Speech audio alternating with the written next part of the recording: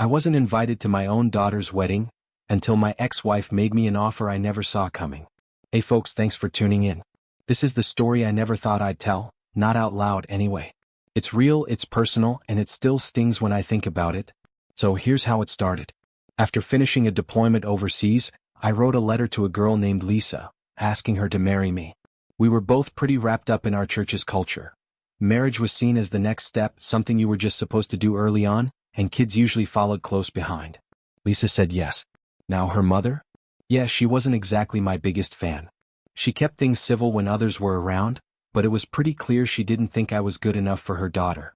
Lisa, though, told me she didn't believe anyone else was going to ask for her hand, and maybe that played a part in her saying yes. The day before the wedding, it was just her mom and me alone at the house. That's when she dropped the mask and said, "You know, I'm not really happy about Lisa marrying you. I just don't think you're going to be the kind of partner she needs." I tried to stay calm. I told her I believed I would be a good husband, and then asked her, "Are you sure Lisa's ready to be a good wife?" She didn't miss a beat. She looked me straight in the eye and said she'd raised Lisa right, that her daughter would make a fine spouse. But she also added that she'd be watching me closely. I said she was welcome to watch all she liked. Our wedding was a small one. Most of my buddies from before the service had scattered across the country, and we hadn't stayed in touch. Lisa, for her part, was always the quiet type. She was more comfortable blending into the crowd than standing out. 3 days after tying the knot, we packed up and moved to my next duty station, over 1,000 miles away from her hometown and her mother.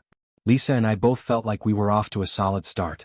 In the 4 years that followed, I earned 3 promotions and eventually we were relocated again, this time to a Pacific island. That's where we started our family. When we had leave, we'd head back home to visit. Her family lived just a few miles from mine. But those trips were never easy on our relationship, especially whenever Lisa spent time alone with her mom. After every visit, she seemed more distant, more unsure of me. Her mother kept finding things I was supposedly failing at, things I wasn't providing, things she thought I should have done differently. Lisa's brother had a house and a steady civilian job. We had military housing and a 3-year rotation cycle. Her mom didn't hide her disapproval. She'd constantly compare our life to theirs, as if the love and effort I was putting into my career and marriage didn't count for much. Then came Vietnam. I was deployed overseas again and our 2 young kids were still toddlers. Her mother offered to let them stay with her while I was away, but I didn't want that. Instead, I found us an apartment near both our families before shipping out. That year was long. With just 78 days left in my tour, I got injured in the field. After 3 days in a Saigon hospital and a week in Hawaii, I was flown back to the mainland for rehab. Even while I was recovering, the criticism didn't stop.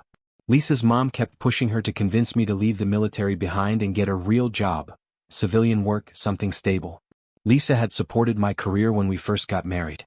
But now, after weeks of listening to her mother, she was starting to echo those same doubts.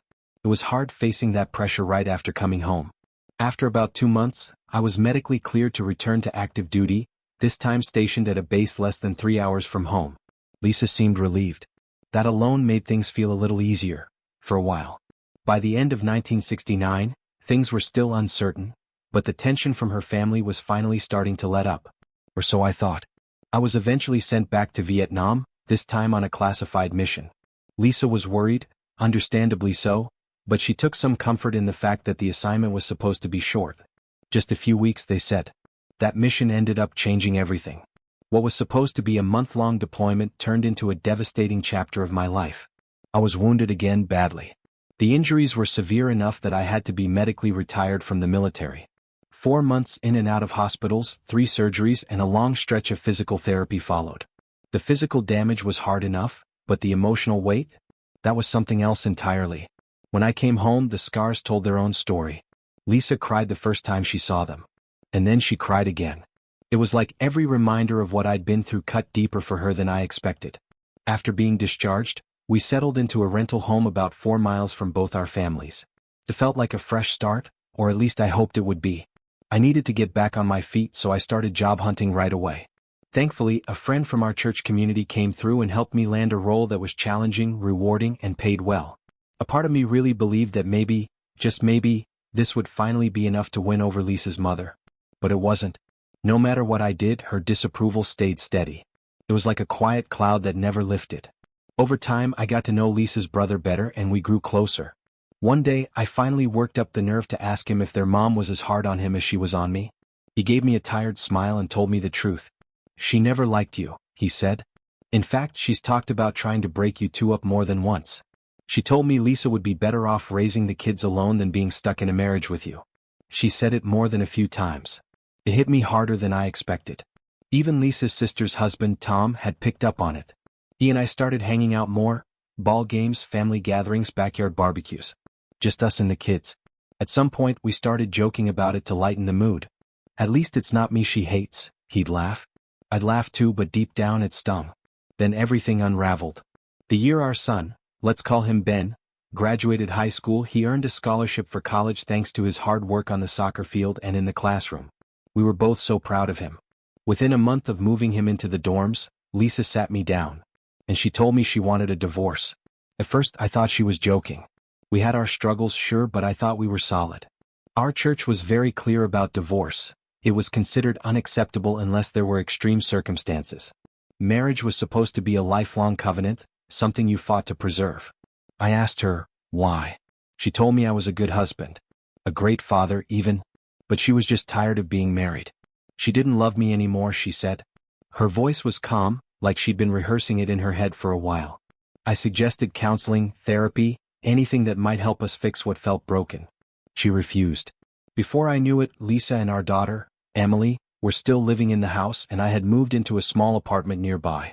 I tried to keep contact going, especially for the sake of our kids, but something strange started happening. Every time I called, it was her mother who picked up. Almost every time. And more often than not, I was told that Lisa and Emily weren't home. I left messages, but I rarely got a call back. It was like I'd been erased. After the divorce, I started feeling like I was slowly being shut out of my own family. There were nights I'd park my car down the street from our old home and call the house, hoping just to hear a voice, anything. More often than not, the calls went unanswered.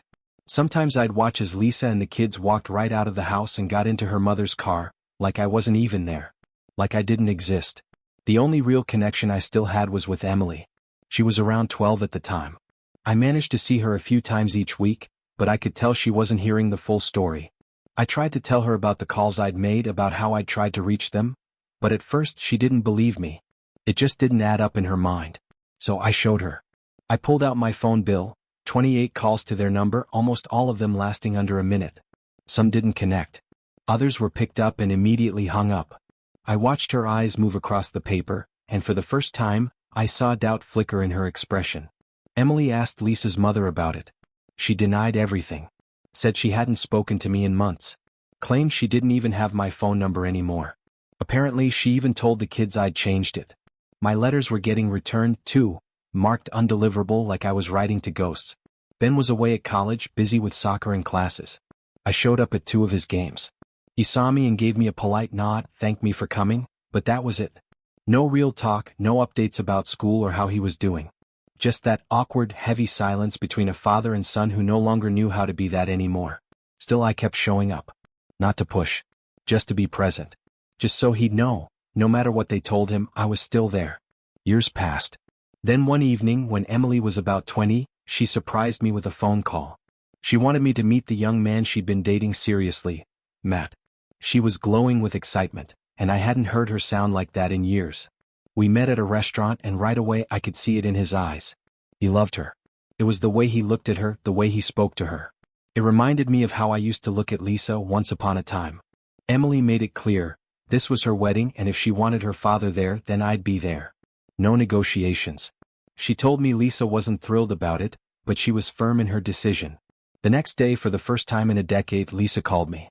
She didn't even say hello. No, how are you? Just a cold, detached voice. I don't want you to come. I blinked, taken aback. Who is this? I asked, though I already knew. It's Lisa. I don't want you at the wedding. I couldn't believe it. After 10 years of silence, 10 years of being cast aside, this was her first phone call? I took a breath and replied, I'd like to meet with your bishop before I make that decision. I've always respected Alan, even before he was called as bishop. I trust his counsel. She shut that idea down immediately. No. I don't want this becoming church gossip. This is a private matter. Lisa, I said, keeping my voice steady, don't you think people are going to talk anyway when the father of the bride is missing from the wedding? And aren't bishops supposed to keep these kinds of conversations confidential? Silence. Or, are you afraid of what your mother might say if the truth gets out? She didn't answer. A few nights later, I walked into the same restaurant where Emily had introduced me to Matt. I saw them sitting at a table with Lisa, and I walked over, calm and quiet, and sat down next to Matt. Lisa stared at me like she'd seen a ghost. "What are you doing here?" she asked, her voice flat. "Paying for dinner," I said, meeting her eyes. "Isn't it all right for a father to treat his daughter, her fiancée, and his ex-wife to a meal?" "I want to go home," she muttered, pushing her plate aside. "I've lost my appetite." Emily looked at her and didn't even blink. "Eat or don't. That's your choice. But it's 8 o'clock and you didn't drive. We're here to talk, and I thought a nice meal would be a good way to do that." Lisa didn't say another word. I had brought photocopies of the phone records with me. I don't even know why. I wasn't planning to pull them out that night. But part of me wanted the truth to be known. Not for revenge. Just to finally set the record straight. I slowly pulled a thick folder from my briefcase and placed it on the table in front of Lisa.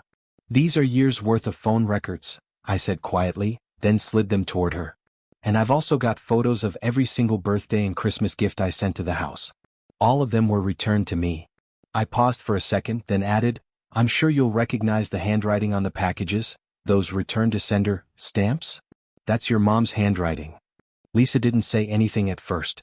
She flipped through the copies slowly, her expression unreadable. After a minute, she slid the documents back across the table and leaned back in her chair. The silence was heavy. Our food arrived and we ate without saying a word. Finally, Emily broke the silence. "Dad, do you want to come to the wedding?" I nodded. "Of course I do." Matt looked at me, serious and calm. "So, what are you willing to give up?" The table went quiet again. Just as the silence started to stretch into discomfort, the waitress returned. I handed her my card and paid for the meal. No one else moved. Lisa then turned to Emily and said, "Having him there will ruin the day. For me, and for my mother. He should understand that and just stay away." Emily didn't flinch. "Mom, your mother can handle it. Now be honest, what would Dad have to do to convince you to stay home?" Lisa hesitated. Then finally, "The condition would be that he gives up alimony. Permanently." There it was. I looked her in the eye. "I'm not staying home. You're my daughter, Emily. I've missed enough of your life, I won't miss this. But if that's what it takes, I'll give it up. And just so you know, you don't need to worry about the blue lantern." Lisa's eyes narrowed slightly, but she didn't speak. I continued, "And in case it matters, I haven't been with anyone in the last 3 months. Had a full physical 2 months ago too. Healthy as ever, aside from a cranky shoulder." She leaned back thinking. "I'll need some time." Matt turned to her gently. "I think we're done here." He looked at me and added, "We'll know your decision when you call to say no, or when the court papers show up in the mail." I nodded, then stood, shook Matt's hand and hugged Emily. As I walked away, I glanced around the restaurant, wondering how we'd gotten here, how a man could spend his life building a family and somehow end up on the outside of it. That Sunday at church, I looked around at all the children, the families smiling, holding hands, living out what I used to have.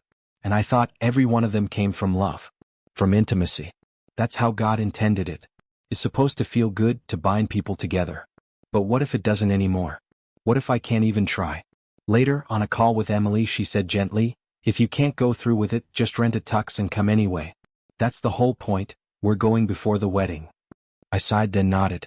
Okay. The weekend of the 20th. I'll make the reservation today. You can tell your mom I agreed." "Where should we meet?" she asked. "Have your mother come out to the porch. I'll walk up, knock on the front door like it's nothing. I'll carry her suitcase to the car and we'll be back by Sunday." "All right, Dad. I'll call you back in half an hour." She did call back right on time. "The wedding's still happening on the same day, but there's been a change," she said. "We're moving it from Los Angeles to Vermont." The next morning, Emily called my office. "Are you still going to take Mom to that place in Dana Point?" she asked. "Yes," I said quietly. "I am. I've always enjoyed being around Lisa. Even after everything, that hasn't changed. So when she promised me 2 days together, just the two of us, and I agreed not to attend the wedding in Los Angeles, it felt like a bittersweet compromise. She offered me closeness. I gave her space on her daughter's big day. The next morning at exactly 9 o'clock, my phone rang. It was Emily. "I'm flying out on the 25th, I told her. "I'll be back on the 30th. I'll be over 1,000 miles away." There was a pause, then she said, "Do you want me to come to LAX and watch you leave? Will that make you happy?" I could hear the frustration in her voice. "Emily, do you realize how mean and controlling you're trying to be right now?" I said, keeping my tone steady. "Let's be honest. My opinion doesn't carry much weight around there anymore. And you've made sure of that." There was silence again. "Well," I added, "I need to get back to work. Enjoy the wedding." She hesitated. "Will you be walking me down the aisle?" "No," I answered quietly. "Uncle Bill will be doing that. Goodbye, Dad." "Goodbye." I hung up. About 30 seconds later, my phone rang again. Same number. Later, during the drive to Dana Point with Lisa, I reached out and gently placed my hand on her leg. She flinched a little, startled. "Lisa," I said softly, "don't jump. I'm not doing anything more than resting my hand. Just felt natural. I didn't ask permission when we were married. It was just something we did." She looked down at my hand but didn't pull away. Instead, she opened the glove compartment and pulled out a few old CDs we used to listen to. She chose one, popped it into the stereo, and let the music fill the space between us. After a couple of songs, her hand settled gently on top of mine. We didn't say much the rest of the drive. When we arrived at the Blue Lantern, I was taken aback. The place was stunning, a beautiful inn perched on a bluff, overlooking Dana Point Harbor. The view of the ocean, the smell of the salt air, it all came rushing back to me. It felt like a place frozen in time. As we stood there in the room, I looked at her and said, "Lisa, back in '65 I told you I loved you. I think I reminded you regularly right up until the divorce. Just because you haven't heard me say it lately doesn't mean it stopped being true." She didn't answer, but she listened. "I've been hard on you, I know that," I continued. "I kept telling myself it was your mom's influence, that she'd poisoned how you saw me. And maybe that's true. But I want these next 2 days to be about us. Not guilt, not expectations. Just something real, something good. They might be the last intimate moments I share with someone I care about, and I want them to mean something." She sat quietly, processing everything. Then she looked at me and said, "I feel like I'm just part of a transaction. Like I'm holding up my end of a deal." I didn't push back. I just walked to the bathroom, turned on the shower, and stepped under the warm stream. After a minute, I heard her step in behind me. She was reserved, unsure at first, but she was there. Later, after we dried off, I kissed her, softly, gently. And this time she kissed me back. Her lips were warm, her hands settled on my arms. For the first time in a long time, it didn't feel like we were two people stuck in the past. It felt like we were just us. We made love that night. Afterward, she curled up next to me, resting her head on my chest. I kissed her forehead and fell asleep with her there beside me. The next morning, a soft knock came at the door around 9 a.m. I pulled on a robe and opened it to find a woman from the inn delivering our breakfast. Lisa stayed under the covers, watching quietly. Later, as we ate, I looked at her, really looked at her. "Do you remember," I said, "how your mom used to dress? Always modest. Never too revealing." She nodded, a small smile playing at her lips. "Did you ever see her kiss your dad? I mean, really kiss him?" She shook her head. "Well," I said, "your dad once told me he never got a real kiss from her." I looked over at her. "I'm grateful you're not like that." I led Lisa out to the balcony that morning. She paused to make sure no one could see us from neighboring rooms. The sun had already warmed the day, and a soft ocean breeze drifted across the harbor below. It felt good, peaceful. She relaxed a little and we sat down for breakfast. French toast, sausage, hash browns, fresh juice. It was all perfect. Simple but somehow just right. As we ate, she seemed to forget she was naked beneath the robe, and for a moment, we were just two people enjoying a meal with no past weighing us down. I didn't say anything. I just sat there, taking it all in, the view, her laughter, the way she leaned into the light. It was the most at ease I'd seen her in years. Later, she asked what I had in mind for dinner. "Something with protein," I said, grinning. She smiled back. "Good idea. It's been an energetic weekend." We ended up dining at a marina restaurant tucked beneath the bluff.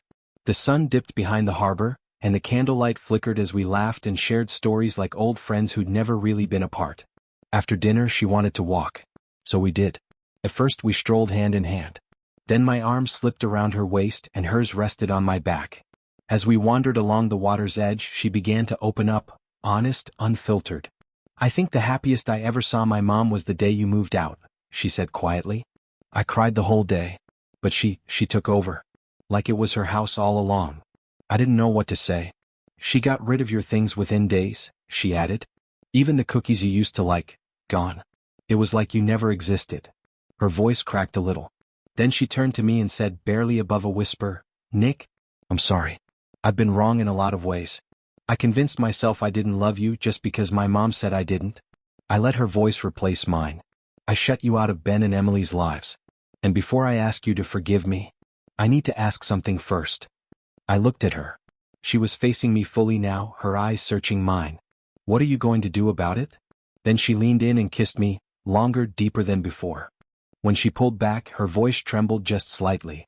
I want you to walk Emily down the aisle. I want you to come home. No more apartment. No more distance. I want to marry you again. My breath caught in my throat.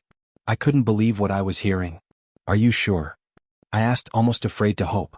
But she didn't answer right away. She just took my hand and led me back inside. That night, we held each other until we drifted to sleep. At some point before dawn, we woke again, this time with a different kind of urgency. It was passionate, full of heat and tenderness and years of unspoken things. It wasn't about reliving the past, it felt like choosing each other again. At 9 a.m., just like before, there was a knock at the door. I threw on my robe and let the breakfast tray in. Lisa stayed tucked under the covers until the woman left. Then she got up, brushed her hair, and joined me on the balcony once more. We ate quietly, overlooking the marina. The morning sun glittered off the water, and I wanted to stay in that moment forever. Eventually, she looked at me and asked, Do we have time to make love one more time before we leave? Out here, I teased, or inside? She laughed. Inside. Let's not give the inn staff too much excitement. Later that day, while she was packing her suitcase, I overheard part of a phone call between her and Emily. Mom, I'm over 21, Emily said. Do I still need your permission to go out? It's not about permission, Lisa replied, still half distracted. It's just common courtesy to let me know where you are and when you'll be back. Emily's voice came back, sharp but calm. Do you always tell me where you're going and when you'll be back? Lisa didn't answer right away. I used to, she said after a pause. But now that I'm back, there are some things I want to talk to you about. Decisions I've made. I've made up my mind, Lisa said as we drove. The first thing is, I want you to move your things back into the house. This pretending you don't live here. I'm done with that. I stayed quiet, just listening. You've been acting like some ghost who gets to visit, not like someone who belongs here, she added. There was a pause and then Lisa's voice dropped a little. And for the record, that whole, no such person at this address thing on your returned letters? That wasn't you. That was my mom. Yeah, I said softly. I figured. She's already accusing me of everything, Lisa continued. She's furious I want you to walk Emily down the aisle. And you still want that? I asked. I do. Absolutely. She exhaled. Well then, none of us will be there, she said, mimicking her mother's words. That's what she said to me. Bill won't attend. Judy and her family won't either. And she certainly won't show up. I didn't say anything. Just kept driving, the weight of her words sinking in. For as long as I can remember, Lisa said, she's been manipulating me, pressuring me to do whatever she wants. But not this time. I'm choosing my family. I'm choosing what I want. I pulled the car over and parked in a quiet spot off the road. The silence between us was long and heavy. Lisa, I said gently, I want you to really think about this. I mean, really think. She nodded. I have. I know it's messy, but this is the first time in a long time I feel like I'm doing something that's mine. She patted my arm with nervous excitement. Let's talk again in an hour. I need to tell Matt and Emily everything. Later, when Matt and Emily were out of the house, Lisa and I drove back together. As we pulled up, I caught a glimpse of the curtain shifting. Her mom, Elaine, was watching from the window, probably wondering if Lisa had really brought me back home with her. I got out and opened the door for Lisa, then grabbed her suitcase. She turned and said, Bring your bag in too. I can throw your laundry in and start getting you moved in. I followed her inside. Elaine was standing dead center in the living room, arms crossed, her face red with anger. You're really doing this? She asked, barely able to contain herself. Lisa didn't back down. We're getting married again. Whether anyone supports it or not, it's happening. And yes, he's moving back in. Elaine's mouth tightened. Well, I won't be here when you get back. Lisa didn't flinch. Can you be out by tomorrow afternoon? What? Her mom snapped. You have a house. I need this house, Lisa said calmly but firmly. Nick's coming home. I need the space and we need peace. Can you have your things out by tomorrow? Elaine looked stunned. You're throwing me out? Lisa nodded, not unkindly. Yes. We need the room. And the quiet. He gets off work tomorrow and starts bringing things back. Elaine's voice cracked. I knew it. I knew this would happen. You always choose him. Lisa's expression didn't change. Mom, this isn't about choosing sides. It's about my life. You call this supportive? Elaine hissed. How is this helping your life? He's never been good enough for you. He still isn't. Lisa's voice finally rose, but it wasn't out of anger, it was clarity. You think being a good partner means standing by someone perfect. But that's not what the church teaches me. The church tells me to marry, to have children, and to raise them in love, and stand beside the person I chose to build that life with. She paused, looking her mother directly in the eye. You, on the other hand, think I should only marry the man you choose. Only have children with the man you approve of. And stand by him. Elaine shot back. Did your mother pick your husband? Lisa didn't miss a beat. She approved of Kurt, yeah. She liked him. Thought we should wait until he got out of the army, but she didn't try to run my marriage. The room was still. Lisa turned and looked at me. You know, Nick, one of the ways we show affection, that's what binds us. That's how we reconnect. It's not just physical. It's emotional. It keeps us close. And I want that back. I want you to move out, Lisa said to her mother calmly but firmly. Not because I'm angry, but because Nick and I need our privacy. Elaine's eyes narrowed. I want to feel free in my own home again, Lisa continued. I want to be able to walk through the house the way I used to, because Nick loves seeing me that way. I don't want to keep glancing over my shoulder, wondering if you're listening through the walls. I'm tired of hiding pieces of my life. Elaine scoffed. He's gotten into your head. This isn't you, it's him. Lisa didn't blink. If it's too much to handle on your own, we can call the bishop. I'm sure a few folks from the congregation would be willing to come help pack your things. The washing machine dinged, cutting through the tension like a punctuation mark.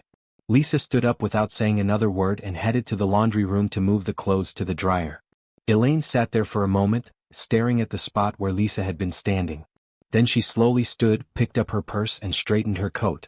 I'll have someone come by tomorrow to collect my things, she said stiffly. Will you be here to show them what's mine? Lisa returned from the laundry room, wiping her hands on a towel. Emily knows what's yours, she said. She'll be here. Elaine didn't argue. She just nodded once, walked out the front door and drove off without another word. Lisa and I stood at the window together, watching her mother's car disappear down the road.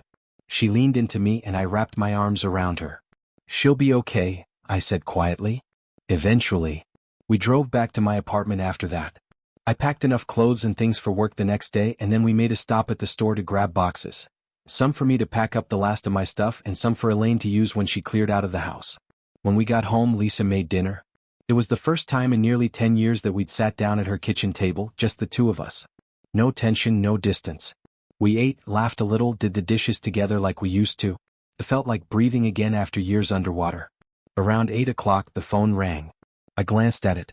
Old instincts kicked in, that urge to answer, to brace for conflict or coldness, but I let it ring. It wasn't for me. Later we learned that Emily had called Bill, Lisa's brother, and told him everything. About the wedding, about Lisa and me, about Elaine. Bill called that night, not to argue but to say they were coming to Vermont. He and his wife had already booked their flights.